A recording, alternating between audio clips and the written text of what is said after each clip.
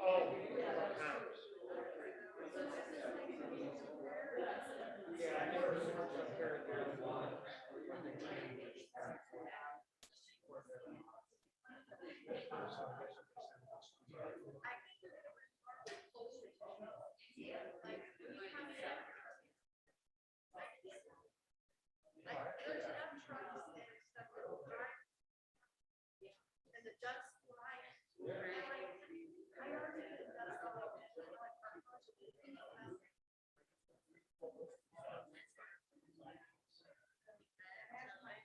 So, long story short,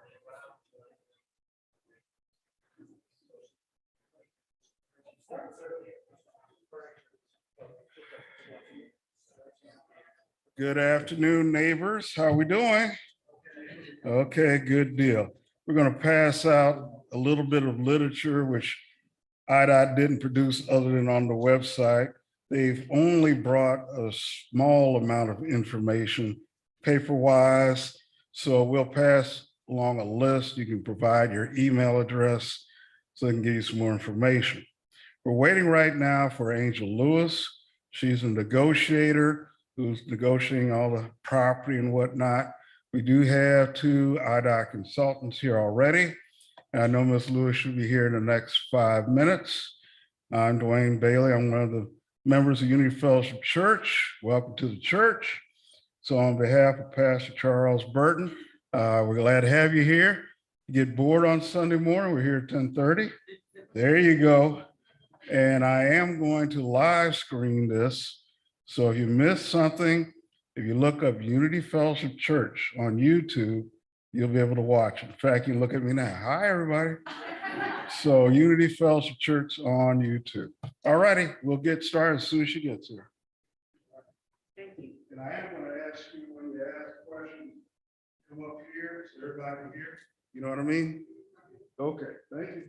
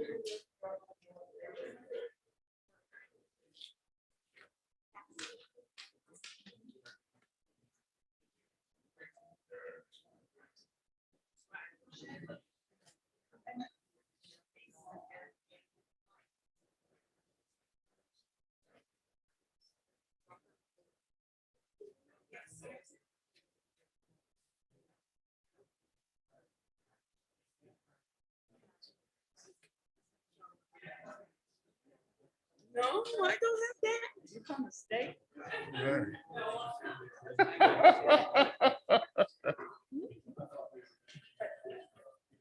Okay, once again, good afternoon, everybody.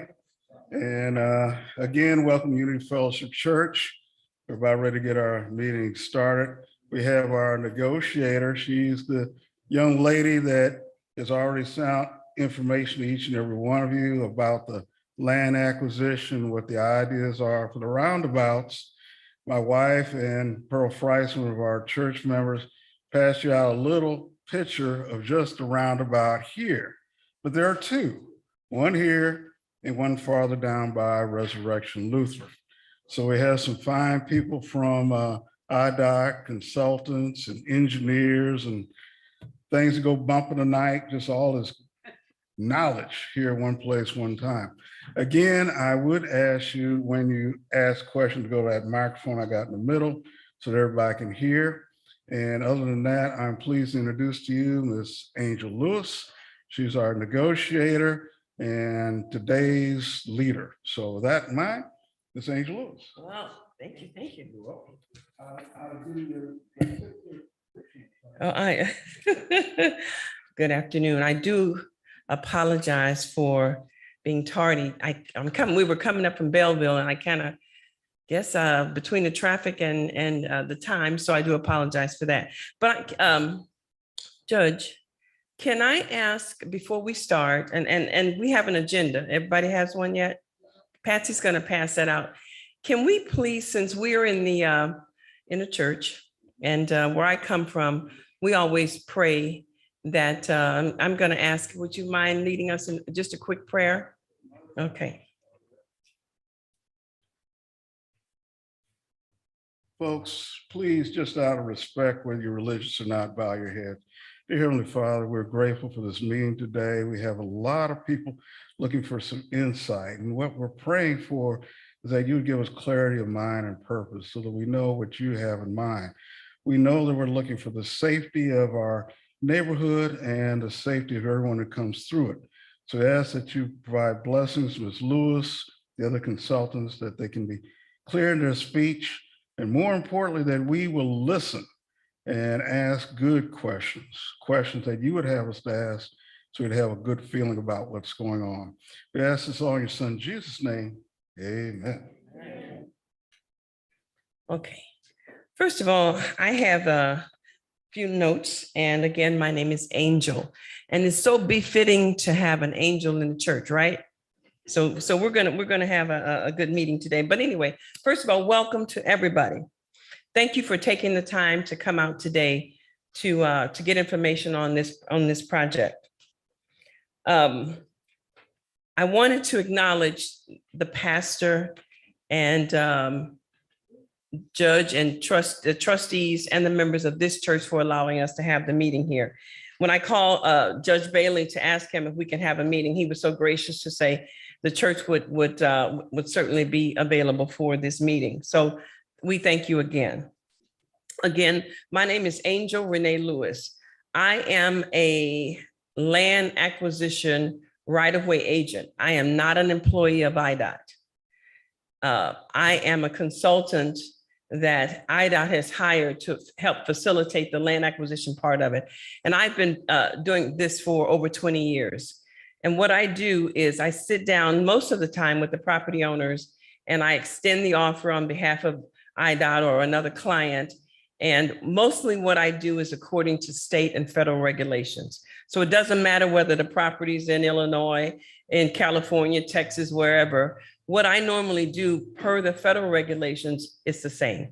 So you can always rely that I'm going to be fair, reasonable, but I cannot make any decisions for IDOT, but I can help you through this process. So that's what they've hired me to do. So, and I brought with me a realty specialist in my office, Patsy McDonald. Patsy, raise your hand. If you call my office, my information is on that agenda at the very bottom. I'm going to probably be talking to you guys quite often through this process until this is all done. But if you call my office, then you'll probably be talking to me or Patsy. But we're here to help you. Okay. Now I'm going to, again, I'm Angel Renee Lewis, and I'm going to ask Billy Owen if she would raise her hand. This is Billy. Billy, let's stand up for a second. Billy is the engineer from IDOT. Billy's going to be here to answer probably most of your questions regarding the project and everything else that you may have regarding the actual IDOT, the project, the construction phase and everything else. And she can introduce her team, but she's going to have an opportunity to speak and answer your questions. So Billy, who do you have with you?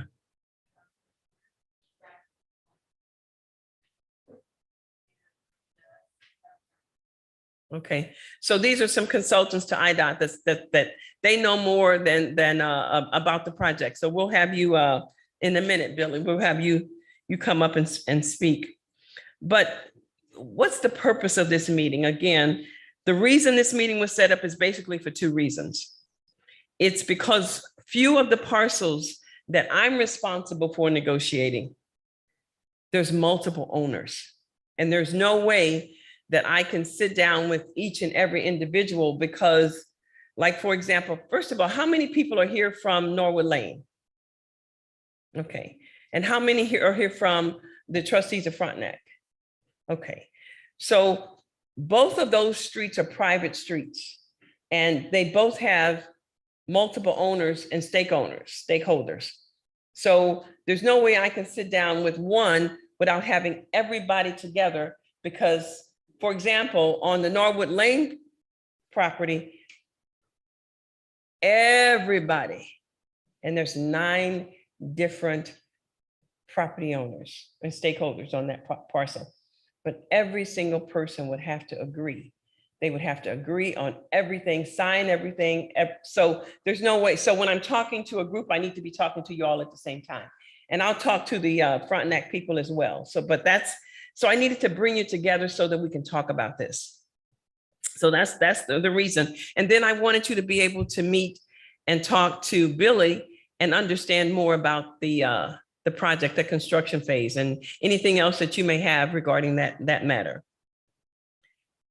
Some housekeeping. Where are the members? Some members of the church.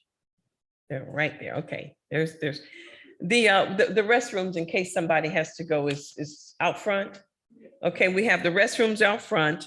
And of course, what I asked, since this is a meeting, is that we are respectful and courteous and mindful of questions and mindful of what I don't want it to be is I know some people may be a little bit confused or upset, but we have to be respectful of one another. So we're going to have you, we're going to try to answer your questions as best we can.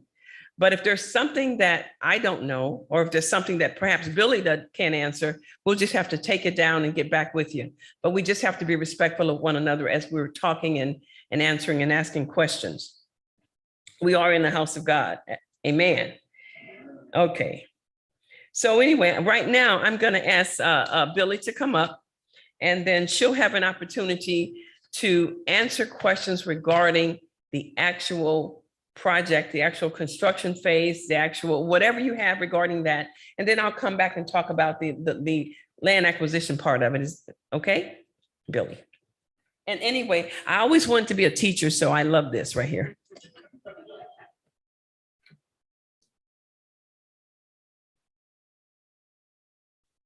And I am an engineer, so I do not love this.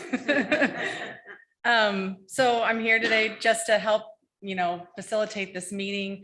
I don't have any formal presentation prepared. We are actually working towards a public involvement meeting for everyone, even the commuters that use this road, not just the property owners here.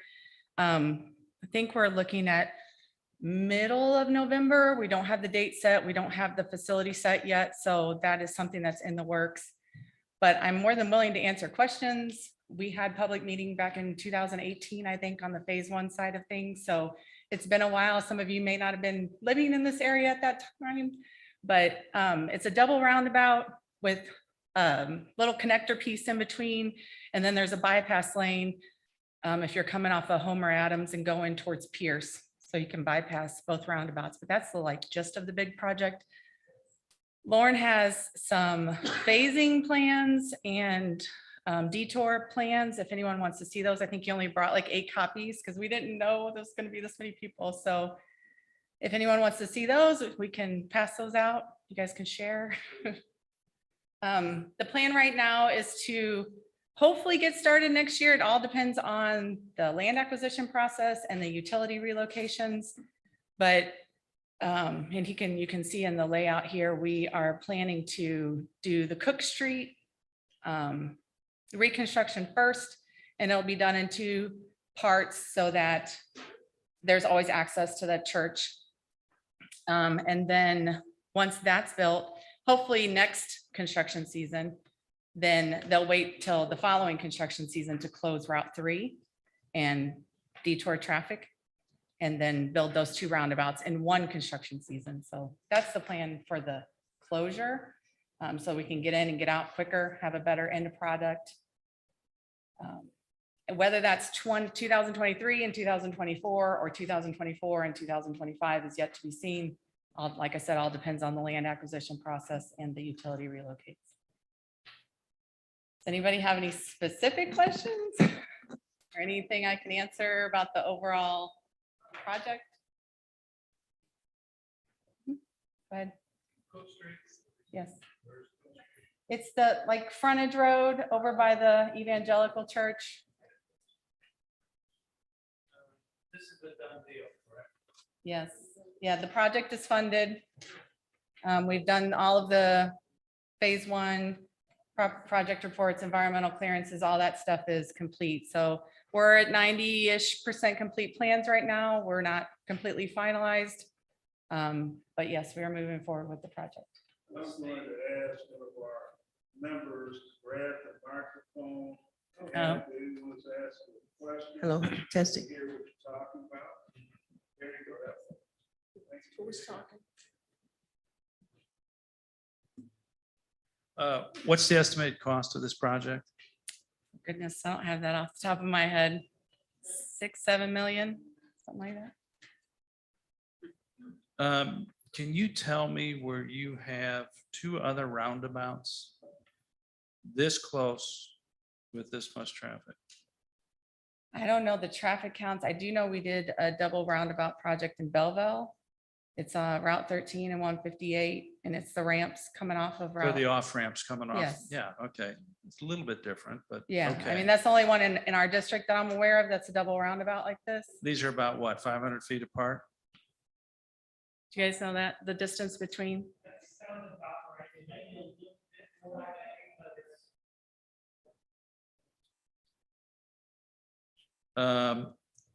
You call for a temporary easement on Frontenac for 3 years. 5 years? What are we doing with that temporary easement for 5 years? I'm not sure why it's 5 years. Let's say it's 3 years. Why are we doing it for 3 years?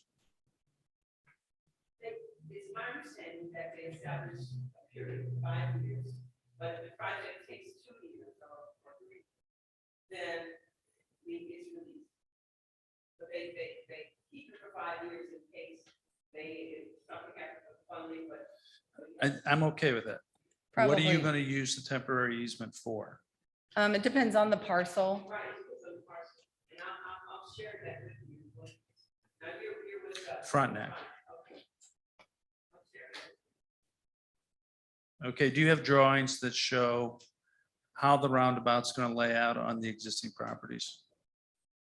Well, the exhibits we brought today won't have property lines on them, but you probably have that for negotiations. These exhibits show property lines.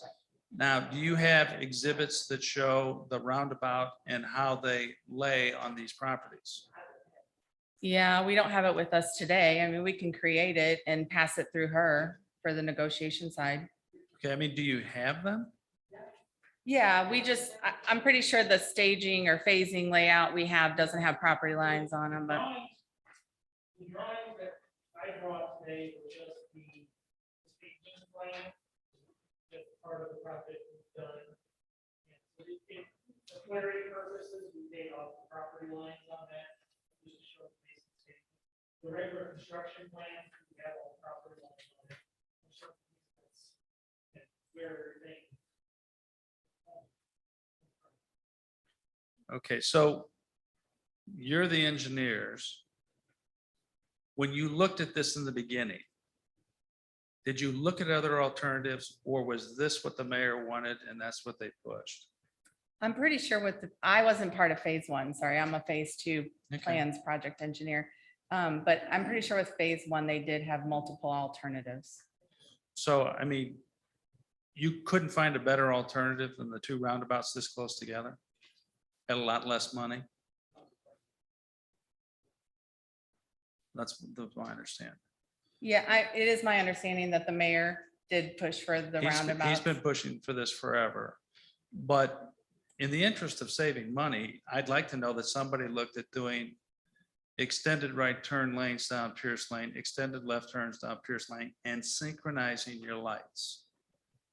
I mean, it wouldn't cost us 6 million for that, right? Yeah, I mean, I assume it was all investigated in phase 1. No, There I is don't a think phase so. 1 report, so I can get If you a could- copy of If you that. could get a copy of the report, I'd love to see Yeah, that, for because sure. nobody said anything Yeah, about that. that's public information. So yeah, we can provide that. So to try and expand on Dave's earlier question about the two roundabouts. Mhm. As an engineer, have you seen any this close together that had this many side streets affected? Because I'm thinking, sitting here in this church, I asked the question a couple of years ago, how wide the traffic study was. And it really wasn't much farther than where I'm sitting. So there was no research into the impact of every little side.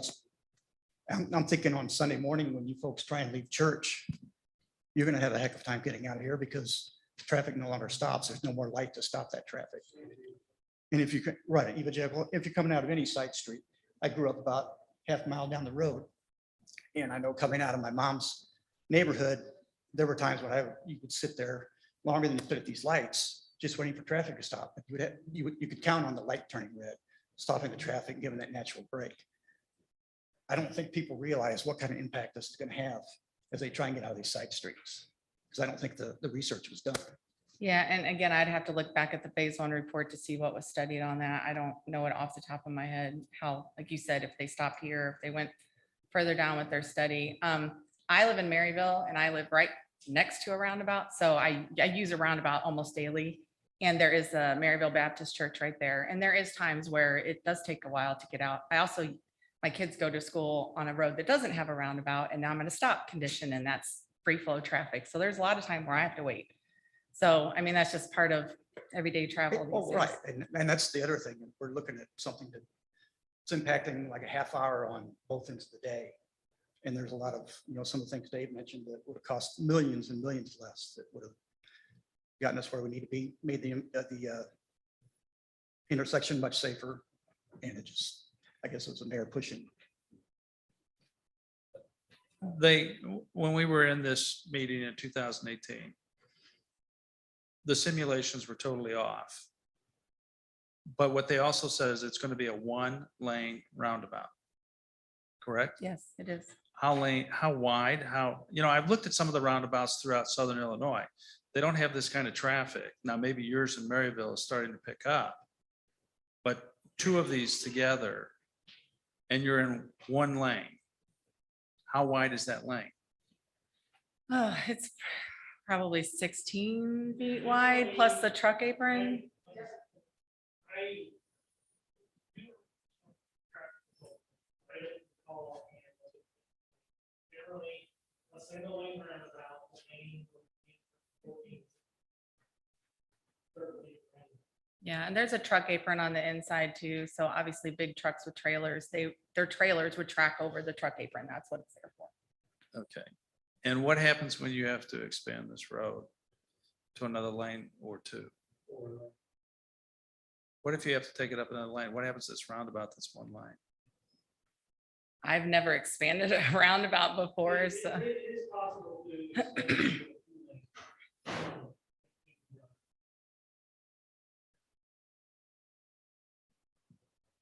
Generally, the design of any intersection like this roundabout is designed to accommodate the expected traffic increase for the next 20 years. So that's what that's all designed for. For any roadway Some project, future traffic, yeah. 20 years away. Well, during your presentation, not yours, but your presentation in 2018, they didn't include River Air, Arrowwood, they didn't include those subdivisions and their traffic counts coming through. Those are new subdivisions. No, they didn't take the study that far west. And what you're trying to do is alleviate eastbound traffic in the morning. And with your model, if I'm correct, eastbound is going to have to yield to everybody else. They're going to have to yield to people coming from the north. And they're going to have to yield. Am I wrong? Well, when you're entering the roundabout, you yield to anyone in the roundabout. But they're going to have to yield to the north southbound traffic. Yeah, I mean, it just depends on where the traffic's coming from, and if people are exiting, then you enter and. No, I understand how it works, but the westbound is not going to have the freedom of movement because they're going to have to yield to everybody else that's coming from the east and the north to that roundabout. And what you're trying to do is alleviate the traffic coming from the west. I don't know how to answer that question. I think what he's trying to say, there's going to be so many people come from that direction. It's going to fill the roundabout so nobody else can get into it until their rush is gone. So you're actually creating a bigger problem on the other end. Yeah, I mean, It's going to be great during non-rush hour periods. But the rush hour is just going to be so much worse because of this, depending on which time of day. So. yeah, I mean, the purpose of the roundabout is the free flow traffic. I'm not sure. I don't know the traffic counts. I'm not really familiar with it, but Yeah, and the one in Maryville I use, I'm coming off of a side street and 162 is free for low. I mean, yeah, there's a lot of times where we do have to wait. But you can usually jump in between because the people coming into the roundabout are slowing down to make sure there's not a car They coming, don't so you slow can. down out here. Well, I mean, the roundabouts are designed to slow you down as you approach And them. I'm so. hoping as an engineer that you'll listen to some of these concerns, even though you're this far into the project, that if you see red flags, that you can bring them up. Because Dave was talking about the traffic, they had a diagram that showed the traffic flow, which was, maybe at 2 a.m. on a Sunday night traffic flow. Because and I asked them how they We did don't, it. we don't do counts on Sunday nights. I'm just saying, that was just an example, because what they did is they took the daily count, they extrapolated over a 24-hour period, and that's not realistic. So that this little thing that they were trying to sell to the public was nowhere close to reality. In the morning, it's bumper to bumper. Yes, Here's that's where what you can see down the road. Yeah. Right. And That's- there's bumper to bumper. Do a right turn on right turn. Yep. It's hard to do a right turn on red because they're just bumper to bumper. Right. And nobody wants to let anybody in, and it's gonna happen with the roundabout. You're not gonna get out. Yeah, I mean, I But Norwood. I would like to have a turn. Go ahead. We need to be respectful. So we're now at a point where it's going to begin in January, and as a homeowner, my big concern is maintaining property values and minimal damage to our property. Can you tell me aesthetically what they're doing around it, in the center of it? Has that all been plotted out? Yeah, we do have a landscaping plan for the center of the roundabouts. And noise reduction, is that part of it? I don't think the landscape is supposed to reduce noise. The noise level shouldn't change. It's the same traffic you had stop. I mean, you're actually free flow to a point, free flow. You should be less stopped traffic than with signals. So I get, yeah, that's one of my concerns. It's different things to your house. It does. And you look like you're eliminating the truth that we planned. And that takes the buffer per house. Not to But that's mention where we the have to sound discuss of, it. maybe we need support from law. Of Godfrey to help with that because of speeding and the noise pollution from the cars that hot rod it through.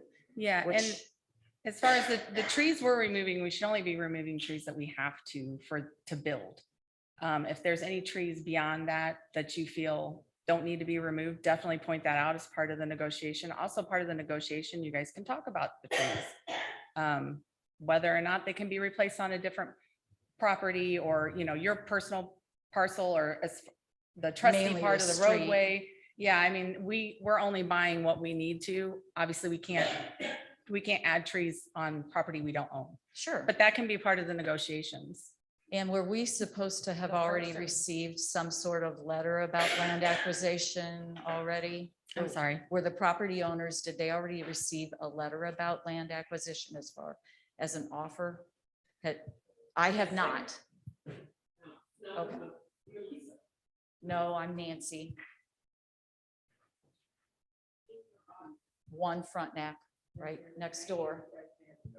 I've not received, other than the initial survey that they did, I've not received anything. People that were initially invited to the meeting were the people who had already received the offers. So yours is coming. Oh, I see. It's Okay, coming. that's all I wanted to know. It's coming. Okay. So Angel, we talked to you about.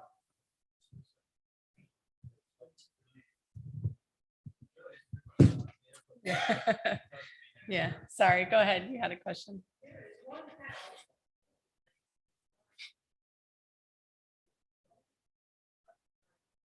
2819. And I just wondered, with all the paperwork that we received, that homeowner is not included. Is that? Yes, and she can't get out the back way. There's people on the next street, Ridgedale. Well, then she will be. Because we were looking at the map, and I said, but I don't see what her front facing over direction. Thank you, Elizabeth. Any other questions? Yeah, on Norwood Lane, especially during school. If it weren't for those stoplights there, making a left and right out of Norwood would be almost impossible. If those that's what stopped it. That's the only, especially when St. Ambrose and the schools let out before and after. They're coming, if they don't have to stop, you're not gonna be there like 30 seconds. You're gonna be there till they empty the school parking lot. Yeah, but the way the roundabouts are I- laid out, you're not gonna have bumper to bumper through the roundabout. People have to ease into it. They have to yield to oncoming traffic. There will be gaps. I know from personal experience in the one in Maryville, there are gaps.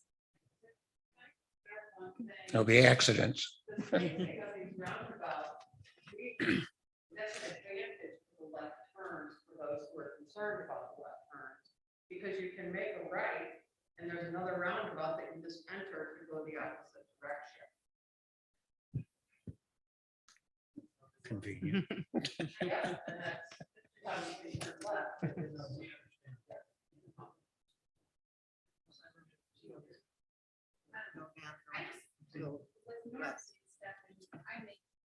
I may be mistaken with Norwood and stuff. When we went to the 2018 meetings, I thought they showed one of the plans had kind of a designated road that took them over into a roundabout. Is that, yes? Yeah, that actually was Homer. started at Frontenac, went across where Norwood, pick up folks at Norwood and would dump off the next roundabout. And that's no longer in the plan. That was the plan they showed us back then. Yeah, if they don't have a way out, it's directly on the street.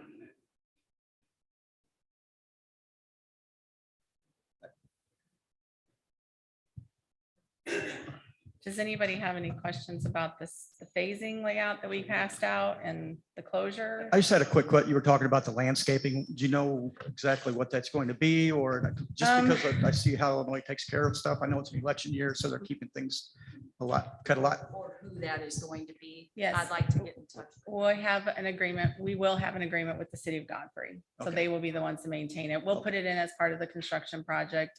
I think it's boxwood, bushes and daylilies. It has to be less than 3 feet high for sight distance. Okay. So they're Thank you. small. And sod, right? Or rock? No, sod, mulch. I have a question. What about pedestrian traffic? My wife and I routinely walk across over to Deadrian Park Mhm. and the little, can't think of the name of it now, but the little subdivision over there across from Priest. We depend on those lights to run across when we got a chance. Yeah, there There will won't be anything. There will be crossings, there's cut throughs in the medians, and there will be plenty of signs.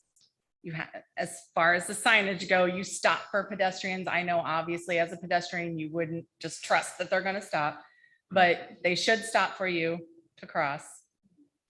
Okay. It's a shared use path, so I think it's 6 feet like a or red 8 light feet better. wide. Do you remember? So it's,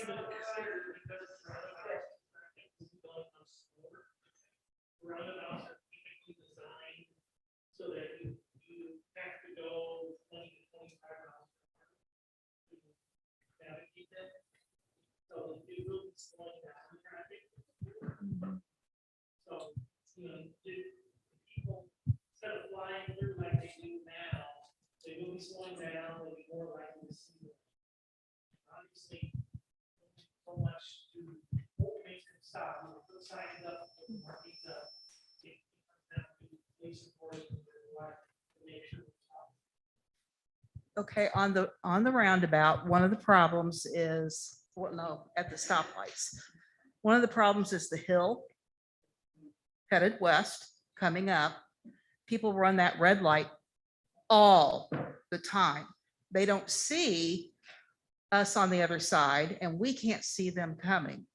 In the plan for making this roundabout, are you going to lower that hill some so that there is more visibility of the traffic coming from the west so that they can see us and we can see them? I don't think, Marie might be better to answer. I don't think we're doing any major profile revisions. Well, I think you better look into it. It is a huge, huge issue up there. I mean, we're scared to turn left on a left turn light. Yeah, and that, again, that's a benefit of a roundabout design, is to slow them down, bringing them into the roundabouts. Yeah, but that's a straight shot.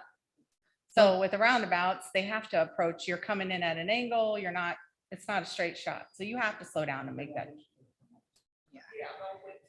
So, and then who's in charge of the speed limit along? Is that Godfrey? City of Godfrey? It's Because the probably- speed limit sign doesn't change to 35 until like right there.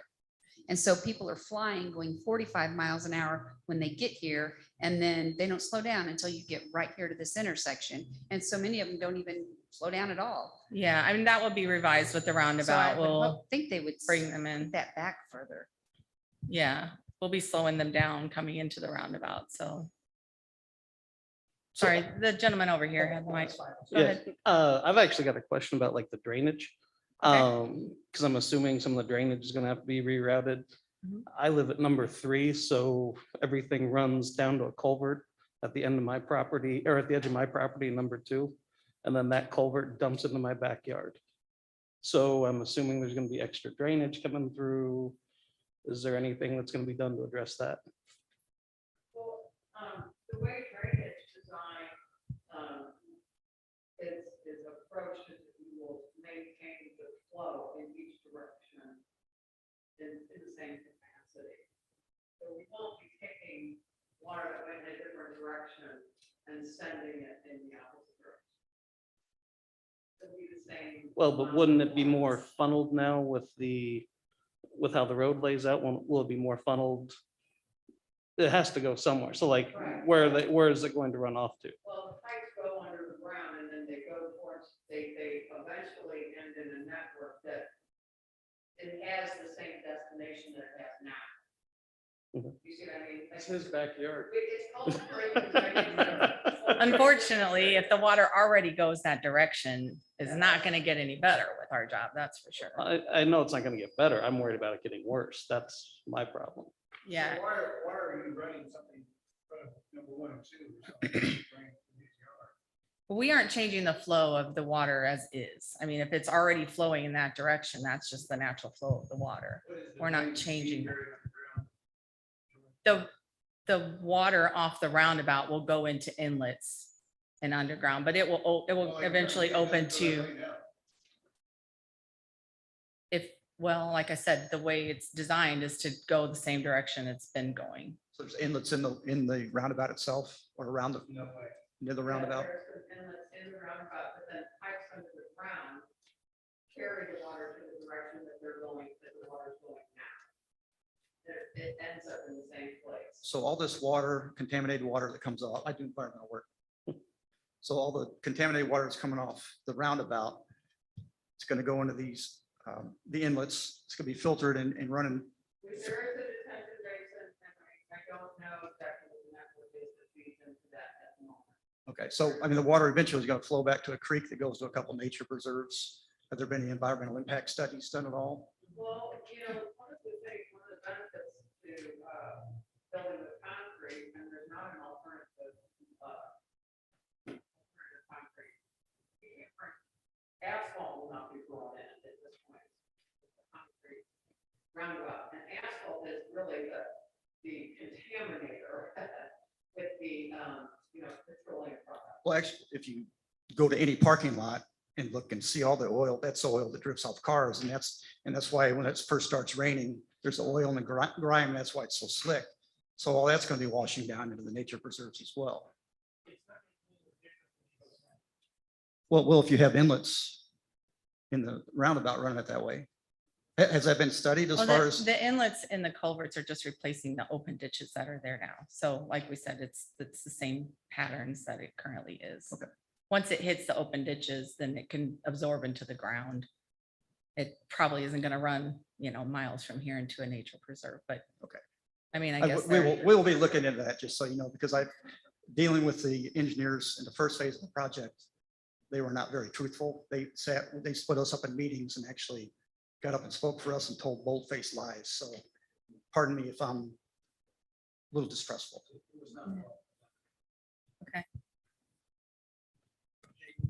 I want to come back to the runoff. It's going to go into inlets. Where are those inlets? Just within the roundabouts, where And the then curb they're and gonna gutter empty is. out where? Because you're going to put them into pipes that are going to direct it to where? Yes, well, some of it will go back into the open ditches, you know, on the ends of the project or the side roads. Some of it will go towards the detention pond that we're creating.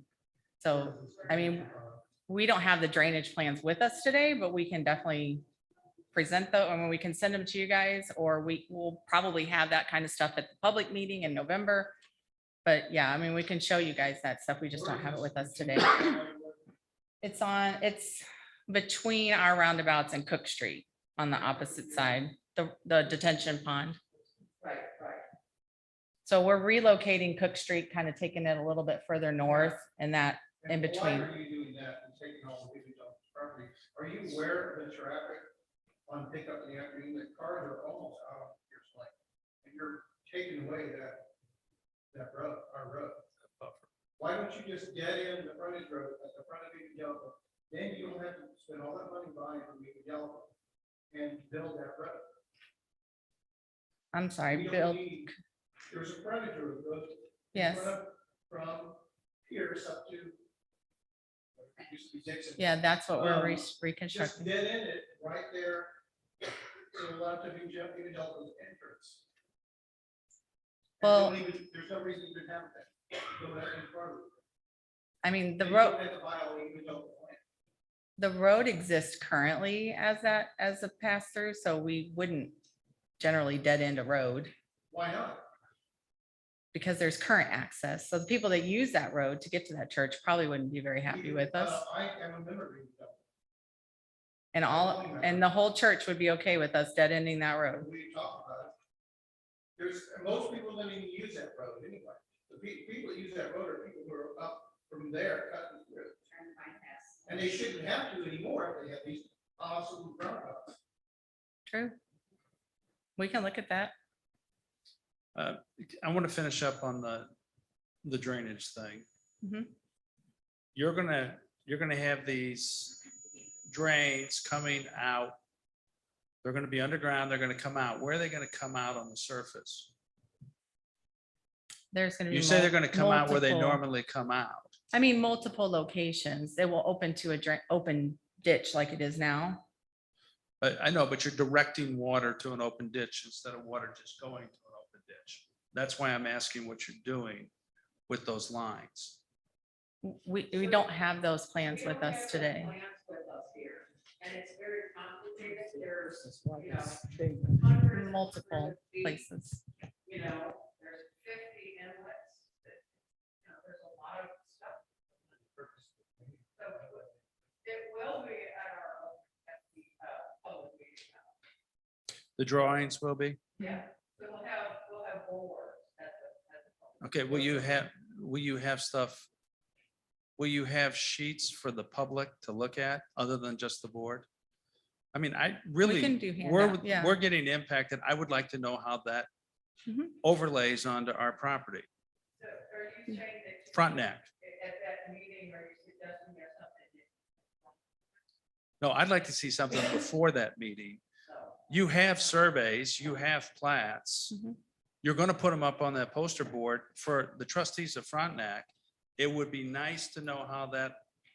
Yeah, roundabout I think is they were gonna lay gonna out on the pass property. around a sign-in sheet with email, place to write down your email. We can email you guys out our preliminary plans. We can send you the drainage, we can send you the plan sheets that have the property lines. We can send you guys that stuff. We just don't have it with us today. We knew we were coming to help support land acquisition, so we were just kind of support staff to answer questions. Sorry, I wasn't prepared fully. Yeah, and we had recently had traffic control conversations, what point will we be impacting entrances and that type of thing. So we kind of fed off of that when we got this meeting. We were Yeah. starting to talk about traffic control. Yeah, that's why I had them bring the staging layout. I thought that's really what everyone's question is going to be, access. Traffic control during the construction period, is that what you're saying? Mhm. Yeah. That's what we It's gonna passed be- out. There's just a lot to know about this. Yes, I understand. The advantage of the public meeting also, if you're coming to that and having the board, is that we will be there. And we will be able to tell you all the details of where all the pipes go. But, from my memory, I couldn't tell you where an inlet comes in. And I understand that, but it would be nice to be prepared. Instead of looking at the board and not getting all your answers, I like to look at the stuff before I go in, so I can put my questions down. Mhm. Now, your access during this construction, it's going to be what it's going to be. Correct? Yeah, I mean, we have a layout. Okay, so Cook Street's gonna be one phase. Yeah, well, And sort then- of two, because it's going to be done half at a time to remain access to the Okay, church. and you're gonna do 2 roundabouts at the same time. Yes. So Frontenac and Norwood are gonna use what routes to get out? That's a little side road we're building.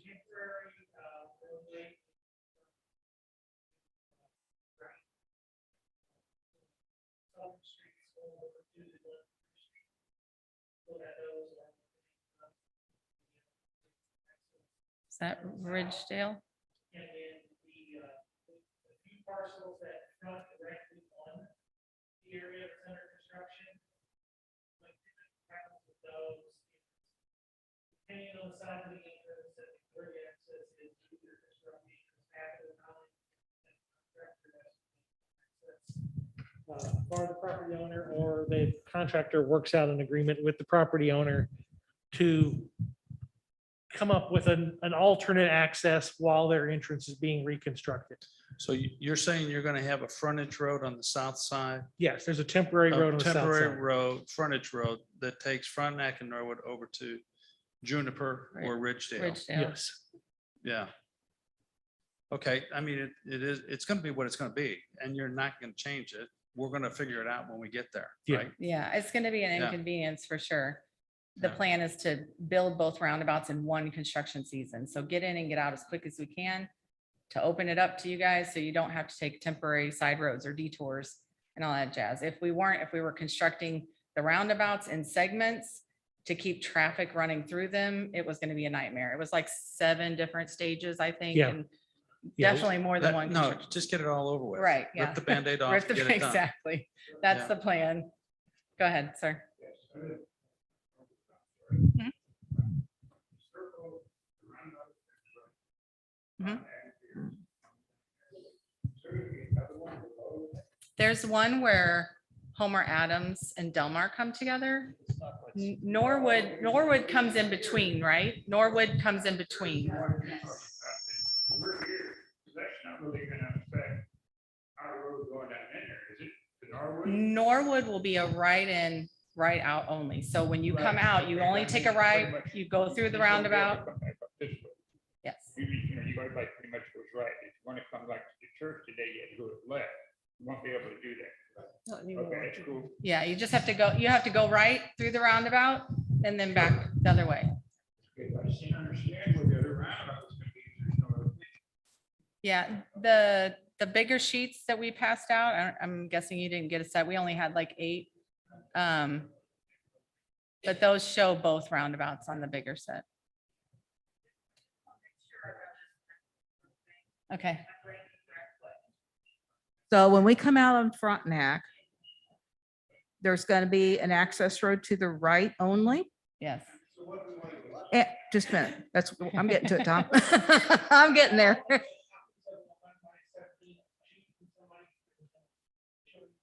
No, it's a bigger. I don't have the larger one. My main question is, okay, so we're only going to be able to go to right during construction then, right? Yes. So my brother, who I placed in assisted living and is on hospice, that lives across the street over here in DeAdrian. How am I going to get there? What is my route going to have to be? It's going to have to be Godfrey Road to Stamper and back down to Yeah, get I mean, across the our street. signed detour will be down the River Road and then Down the, Clifton Hills. That's our signed detour, but the locals, you guys are gonna take, State routes. uh-huh. So it's a long, but everybody whatever local streets they know. yeah, so Stamper.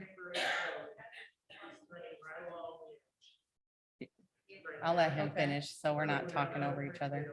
We've got to drive through Bridgedale like it's. Yes. You got to be kidding. Are you? That's ridiculous. So even, I'm sorry, is all this going to be closed? So people live out here, they want to go to Schnucks. How they get to Schnucks? Either take the sign detour or take, where's the sign? The River Road? Yes. So if I live right over there and I want to run the Schnucks, I got to take the River Road? Well, most likely what you're gonna do. And what the River Road for? What you're, if the road, there's, accommodations for that. If the road floods, construction gets shut down. the road goes back. And how does the fire department ambulances travel to there? We're maintaining access across here. To be able to get, fire service through, they use the underground. This is ridiculous. so is there a way that I'm going to be able to get to Godfrey Road without going south first? Oh, okay, okay. Richdale and Shoto, okay. And how long is that? And then, Yeah, one construction season. Basically, spring to fall. That's ridiculous. Yeah, it's, I- The alternative is not to do it at all.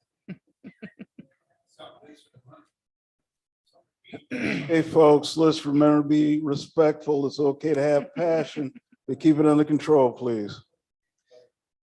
I guess the next question, Angel, when do we meet with you?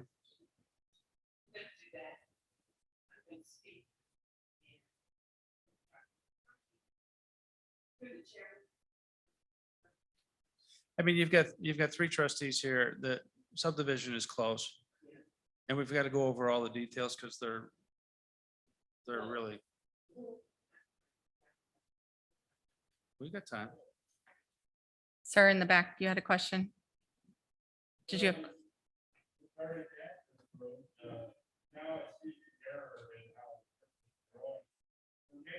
Access to the curb down the road at all times. But front nav and Norwood, you can convert it to Ridgedale and then all the way to State Street.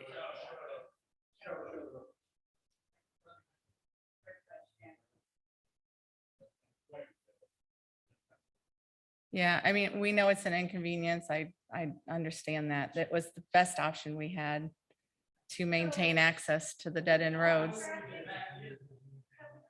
Same way. Yeah, it's a 2-lane road.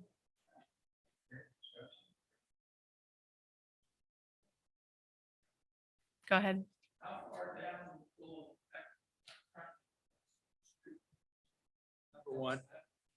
Number one.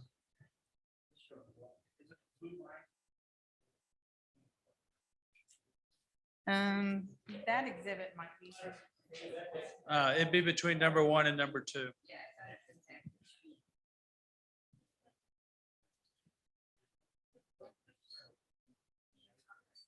So.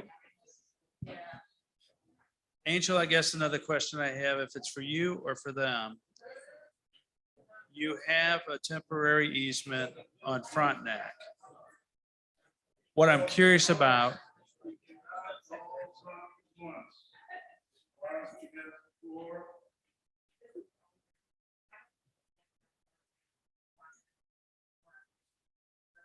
It's between 1 and 2.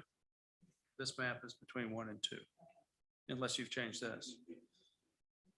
Okay, so there's a temporary easement on there. I understand that. What are they going to use in that? What are they going to be doing in that area that's temporary? That temporary easement is to be able to do construction work in that area because there isn't right of way. So it's construct the roadway. And also to be able to construct temporary access and remove it at the end. Okay. To Okay, so for a 2 or 3 year period, you're not going to be staging equipment on that. They're not allowed to block access. They have to. No, stage equipment on there. At the end of the day, they leave, they put their equipment there and it stays there. Generally not. If you Okay. want that to be a commitment, that would be part of your negotiations. Well, I mean, I don't want to be number 1 and 2, and for a 2 year period or a 3 year period or whatever, I'm sitting here looking at heavy Right. equipment. I mean, usually a every day. temporary easement, like he said, is to build the temporary road or it's to construct. So it's Normally- usually not a huge area. So they don't. That's how it's put always, equipment. that's how it's always been when I've been involved. And I just want to make sure that's the way it's going to stay. Yeah, if this is a bigger temporary easement you're looking at, it's probably because of that road, that bypass road. General, what we find with easements is that you need to be sure that what you're requesting, you know, is part of the process. Yeah. And then it gets rolled into the plan set for the special provision. Right. David, if I could interrupt for a hot second, we're facing the same problem here at the church. They're looking for an easement right at the front of West Delmar. We know construction equipment will be there to block the appearance of the church and cause confusion getting in and out. So you're not alone. Mhm. That situation, that is a major concern, and that's something that should be brought up during the negotiation. And Yeah. rolled into Mhm. the final, decision. Your temporary easement, the purpose on the actual document is for construction work for the trustee department. Why do you have a temporary easement? Okay, but we can talk about, we're going to be talking about those details with you. So that we don't have to waste their time. But everything that comes through the negotiating process, if it has a limitation, it will end up with loss. Mhm. Because we need to make sure that we get that. No, I understand that. Mhm. Any other questions? Yes. You're, ju- Yeah, and you're, again. ju- you're just a messenger. Right, exactly. And again, we are trying to put together a public involvement meeting and they'll send out. Well, it's not involvement in the same sense as phase 1. Yeah, information, you're right. Yes, yes. Yeah, it's definitely informational. At this point, it's just to discuss access, but it can also, we can talk about drainage and things like that as well. And I can give you my card. So if you want to email me, I can. Okay. Thank you so much. Thank you so much. Okay, we'll get back to me teaching today. Again, I do apologize for putting you, but I thought that you guys would bring some maps and charts and everything, but that's coming the next time. Okay, I wanted to make sure that the stakeholders and the property owners on Norwood Lane and trustees of Frontenac were here. And I know some people couldn't make it because of the time. And again, I apologize for that. I tried to get a later meeting so that we would have more people, more participation, but it kind of worked out this way. So when IDOT has their meeting, I'm sure it'll be at a different time so that more people can attend. But by that time, again, now, it's kind of a done deal. At that time, they're just going to show you what it's going to look like. But I gotta tell you a short story before we get into the land acquisition portion. On Sunday, went to church Sunday, and the pastor was talking about stretching. And he said he made a point that he's a new pastor at our church, and the previous pastors had done a little bit, to do some improvements. And when he came in, he thought he wanted to do more. But we had members of the church that had been there for a long time, and they weren't too keen on his new ideas. But what he said was, sometimes we need to stretch and allow us, in order for us to grow or do things differently or do things better or accept change, we have to stretch. Stretching, we know sometimes can be a little bit uncomfortable. And relating that to this project, it's going to be a little bit uncomfortable, but in the very end, I'm sure IDOT's doing this for the community to be better and to improve the traffic flow. And in the end, I use a roundabout, I'm from Belleville. And I use the roundabout that's on 13. And it takes some getting used to because, you know, you've never had to drive like that. But in the end, it turns out to be better. So I'm asking you all to stretch and understand that it may be uncomfortable, but it's certainly in the end going to be better off for everybody. Now let's talk about the land acquisition process. I passed out, most of you got an offer package. And again, the reason I needed to have the groups here, because there's so many people involved. For example, I'm going to talk to you right now, the Norwood Lane people. There's 10 different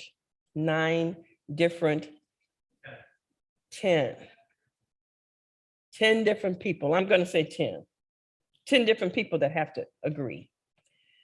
And I'm not going to talk more about, well, I'm not going to talk about specific dollars, but I just want to give you a good example of how difficult this is going to be from a land acquisition standpoint. If you got 10 people that received an offer from IDOT for $10, right? That means that those 10 people, because they each have an interest, they're stakeholders on that private road. That means that each 10 people are going to get $1.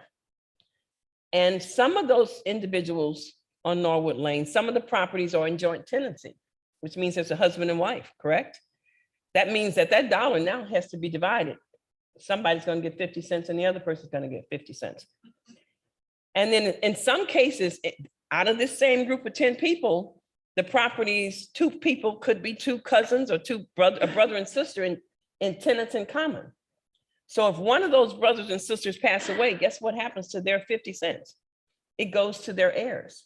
So that means that now the 10 people may end up being 20 because you got to keep on a tenants in common situation. You got to keep finding the heir. Who's entitled to that 50 cents? And that 50 cents may be split now into 10 cents and 5 cents.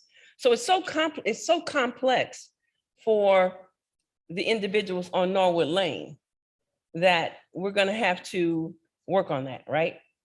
But I just wanted to point out how complex that land acquisition piece is, even though we're just talking, and I said $10, but you know what I mean? I just wanted to give you an idea. Now let's talk about the Frontenac people. On the Frontenac, and I'm assuming that there's, you have what, articles of incorporation, or you have a trust agreement that identifies who's authorized to convey real property and the officers that are in charge. So in your end, it's going to be a little bit easier because we're only dealing with those individuals, although we're dealing with the whole group because everybody would have an interest. But when IDOT gives you your $10, the $10 is going to go to the trust. So that's the way that works. There's lots of documents, and I don't believe I didn't send all of the documents to your either group. I don't think you got all your documents because there's so many documents and I didn't know whose name to put on what. But you got a bunch. Okay, I have more. I have more. I didn't give you everything. But so let's go through real quick. I want to go through the land acquisition part of it. I talked about the $9, right? Now, what happened in land acquisition? IDOT had your property appraised. Somebody may have come out. You may have seen some people come out walking the property. They had it appraised, and they had it. In some cases, if they thought that the offer was going to be under 10,000, then they may have done an in-house appraisal. But if it was over 10,000, then they had it appraised and then they had it reviewed. And those are independent people, except for the waiver valuation, the one that's under 10,000, could have been somebody in-house. But those documents were reviewed. Then they produced the offer. And then I come in to meet with you or prepare the documents. So let's say that I've given you the brochures and Patsy has those. I think that most of you have those. These are the brochures that speak to your rights.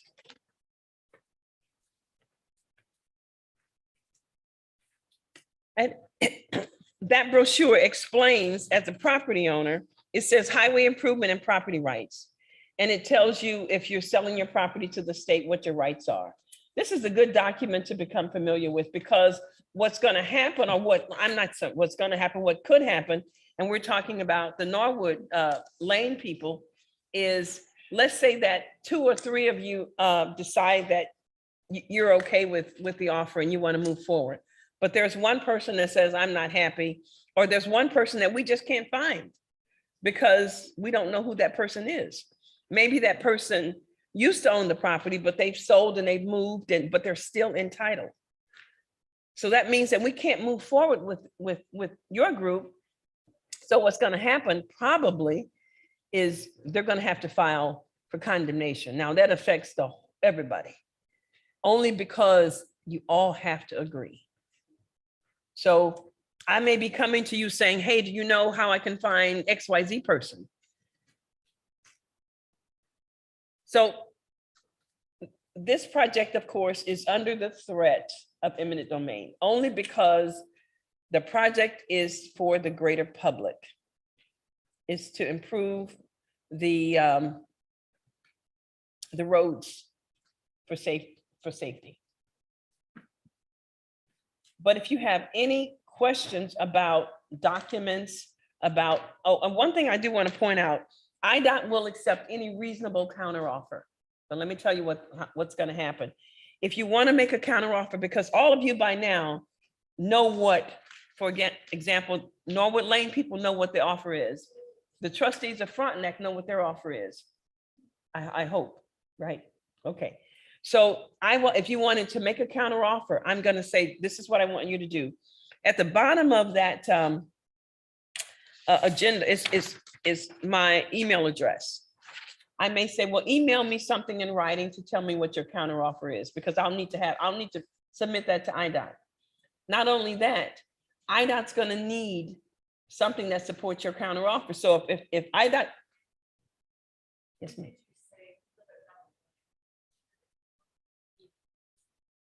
You may still be in the appraisal phase. I can find out if you, yes, email me and ask me, and I'll find out exactly where you are in that process. Okay.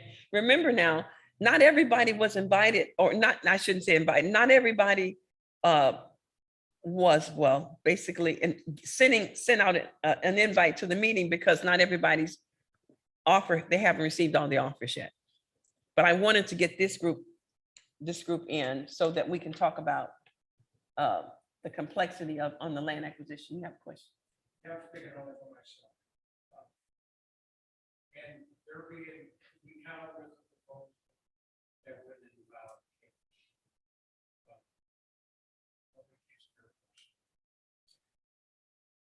That's, now I want to hold that thought, but I want to talk to Ms. Owen. One of the reasons, is my understanding, that I was told on your street, IDOT wants to acquire so much of that street, right? So much of the front part of the street, so that they can maintain it. Is that correct? IDOT's going to be maintaining that portion that they acquire. Just to the end of the median.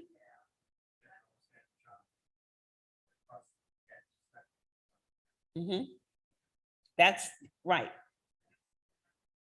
They're not taking, no, we're not, they're not taking just a portion, and it's highlighted on those plats that you received in green.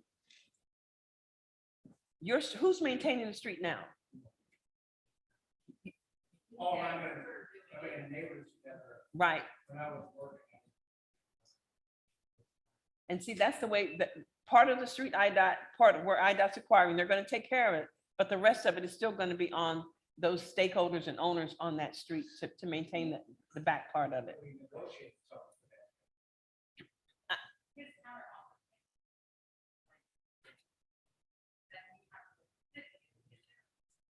I can tell you that that's not going to happen. Yeah. That's not going to happen. Yeah. So you can do, yeah, but I don't think IDOT's going to, I can present anything you want me to present back to them. And then IDOT will make a decision, but I doubt if they're going to do that. They're not going to get the city involved, but you know.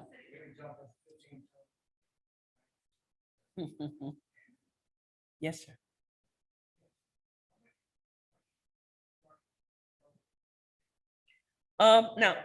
Now, I do, and you're on Norwood. I'm gonna pass this to Patsy and let her share this map with you so you can see. Sorry about that. I'll get that up. This is a plat map. Hold on. I'm not a good teacher today. This is a plat map of the Norwood. And I'm gonna let you pass this to him. What's highlighted in green, that's what IDOT's gonna acquire. It's only up to a certain point.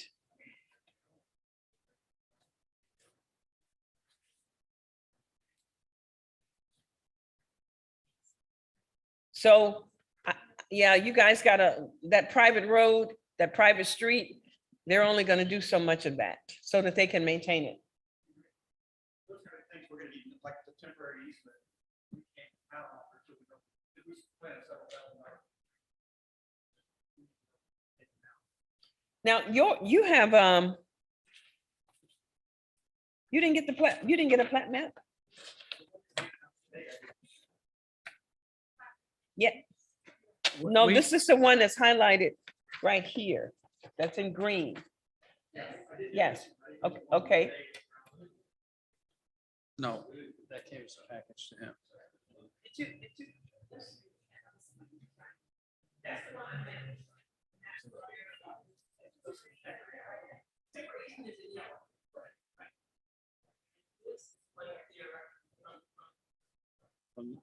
From Delmar. So I think.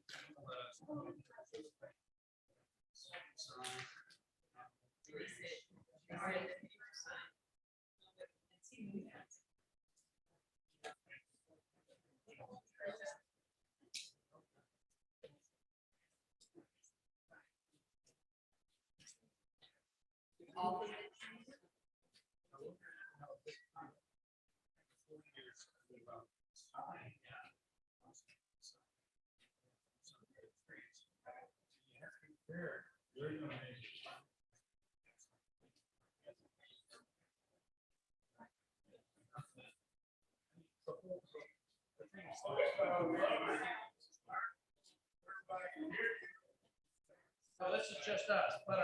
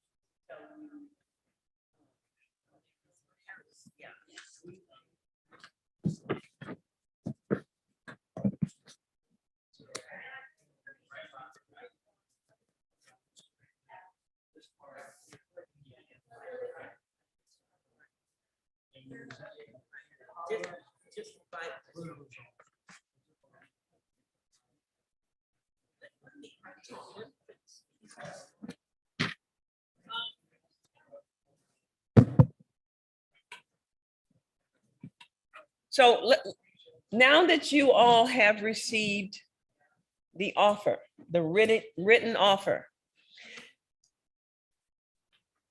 and IDOT wants to keep moving forward. So you may receive what we call a 60-day letter. Now, let me tell you about the 60-day letter. The 60-day letter basically is like a clock, it's ticking.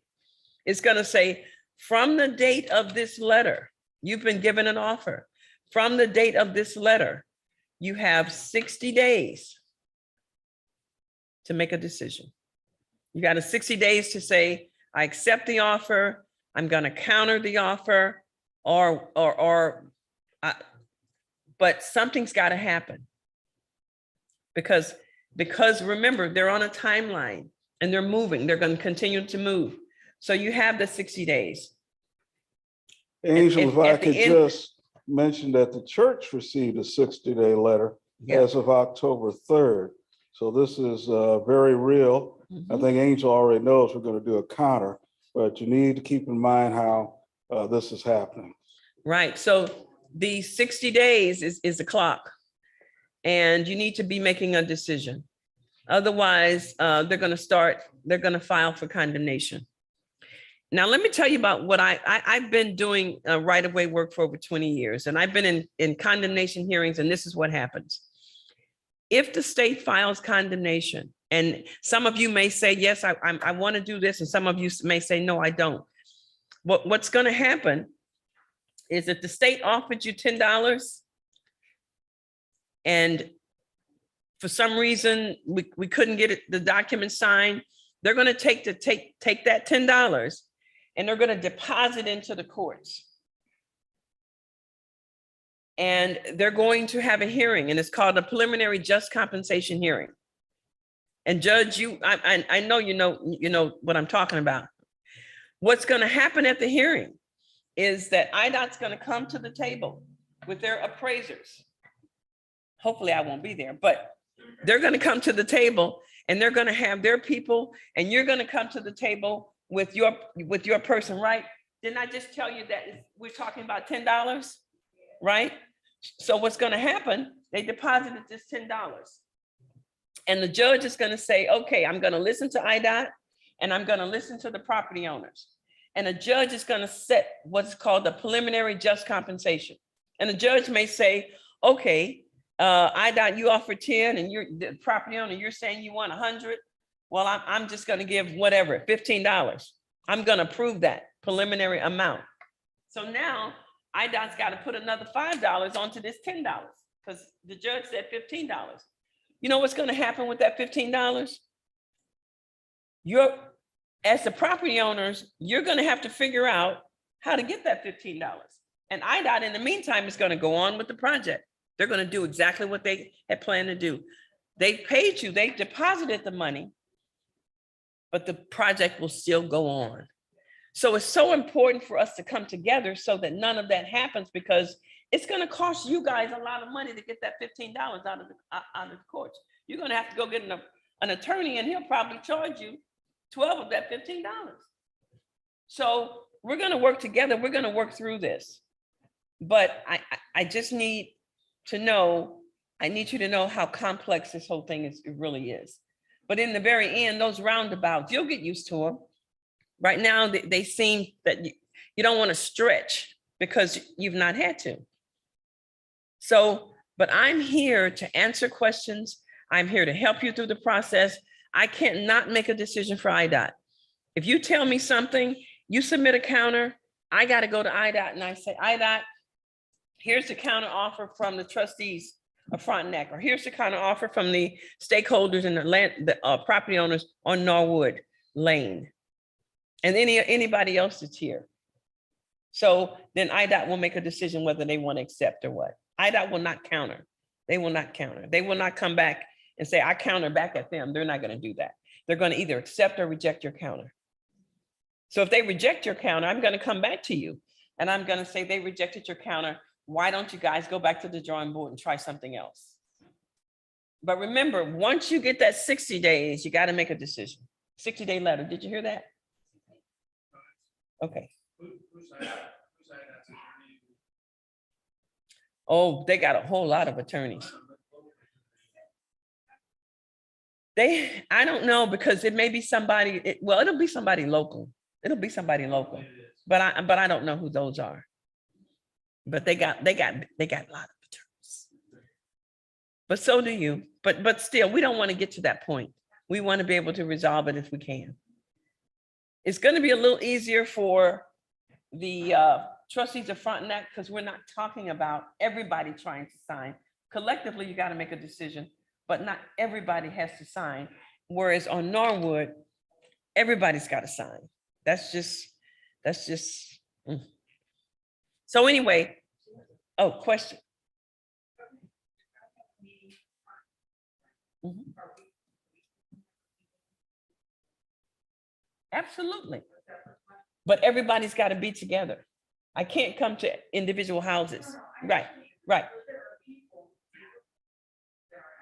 And you know what I can do? I can do a weekend if we need to. You know, so if we can do something, if it's gonna be in the early afternoon or early evening, I can do that. I don't have a problem with that. But see, that's the problem. The only thing I could send out a letter, but I don't have any phone numbers. You know what? And as far as Norwood is concerned, there's new owners, okay? But there's a difference in, I've been saying stakeholders and property owners. And I'm telling you what I found. When the properties were sold to the new individuals, for some reason, that interest to that private road did not get transferred to the new owner. It's still in the old owner's name. That's the problem. We don't even know, you know, and the old owner may be passed away. It's just a lot. Mhm. Now, what's the last name?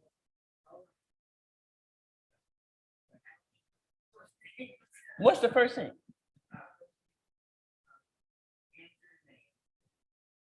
See that I don't even know that. Okay. Yeah, so the letter, it still has, the actual letter itself is addressed. Oh, Maggie, my girlfriend, What's her last name?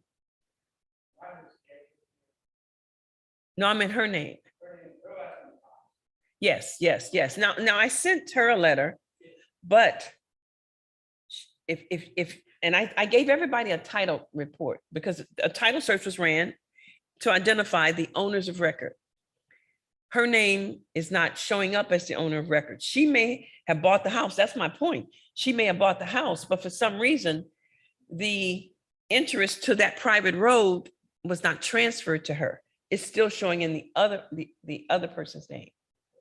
So But what you might do there is go back to the title company and bring it to their attention that they didn't convey that when you bought the property, and let them look to get a corrected deed Right. or make a correction on a mistake. Right. I would do that immediately because she's Right. got 60 days. Right. And then, so that'll screw everybody up if it's not corrected. Yes, ma'am.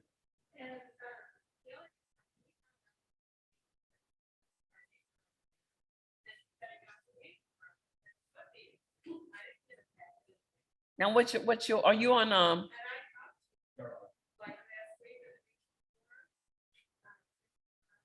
you should have gotten the package. Well, we certainly mailed one. Seriously, we certainly mailed one. Unless it's still floating in the certified, because we sent out certified. Yeah, I have your name. Yeah, I have you. Yeah. So anyway, if you have my email address at the bottom, email me and I'll send you everything via email. Okay. Because I definitely have you. Okay. Any other questions? You had a question. I can't tell if you're talking. when it comes to where do I get more detail about that? See, I don't have any, do you have any knowledge of the utility relocation? Well, you know what? If you send me an email, I'll find out, but I don't have anything to do with the utility relocation. I know Ameren is one of the owners that we are buying property from as well. So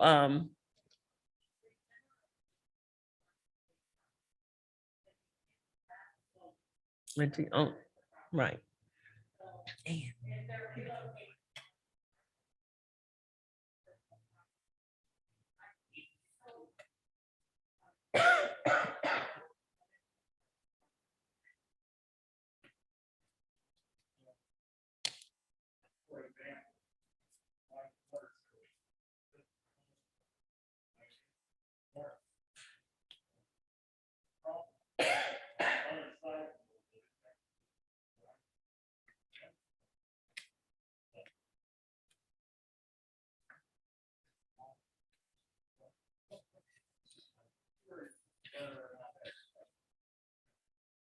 But if you email me, we'll try to find out. Again, our email is at the bottom of that agenda, and we can't answer everything today, but I do want you to remember about my pastor says stretching, because I think that in the end, this is going to be great for everybody. If you don't have any questions and you want to schedule a meeting, I'm sorry, I have terrible allergies.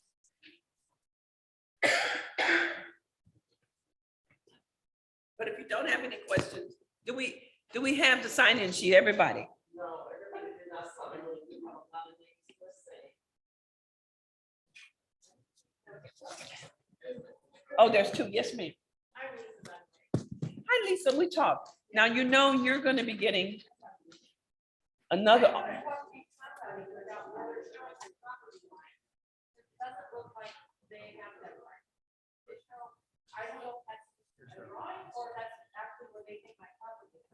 Can you look at that? Or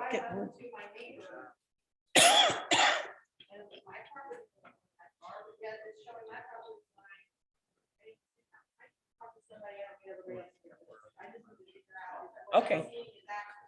Okay.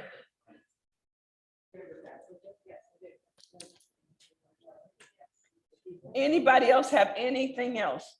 So the trustees are front that. Did you want to meet now or meet later? Once the meeting is. I think you need to meet with, I've got engineers so we can figure out about our trees and exactly going in or not. Don't leave.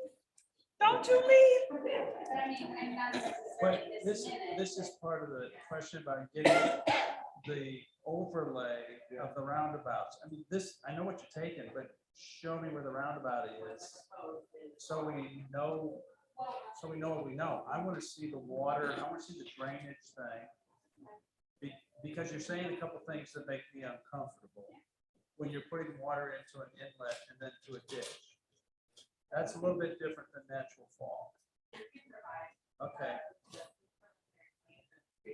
But, and Angel, you've already, I mean, nobody discussed it in the offer, but we all know it's there, so we know we have to discuss that.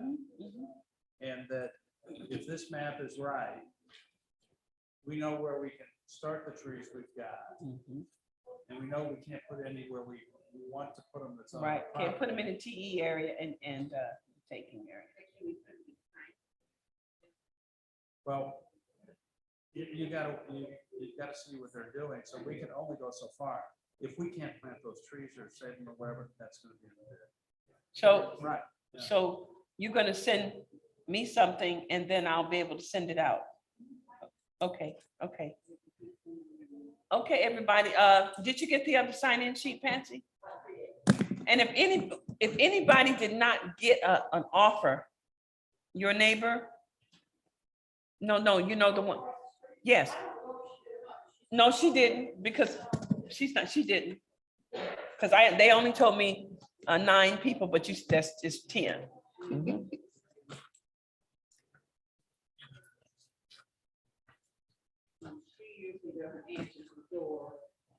Oh, really? And phone numbers. It's so important for me to have phone numbers and email addresses. Please, please, please give them.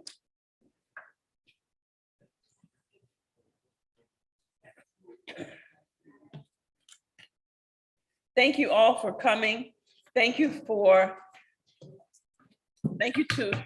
the church for allowing us to have the meeting here. It's a beautiful sanctuary and we're so appreciative. It's been a pleasure to have you all here. You don't have to be a stranger anymore. That's So you right. said you'd never been in the church. This is it. Thank you. Sunday mornings, 10:30 a.m. And remember, this is on YouTube under Unity Fellowship Church. You want to review it. Okay. Have a and then great you'll day. know how to counter. No, I know. I mean, I've been through this since 1980. They, We've they, been involved in a lot of this. they started this in 18. No, 1980, when I came back, we were heavily involved in condemnation. I gig you about who the local attorney is, because the attorney for the landowners and the attorney for the state, typically you can have nice conversations.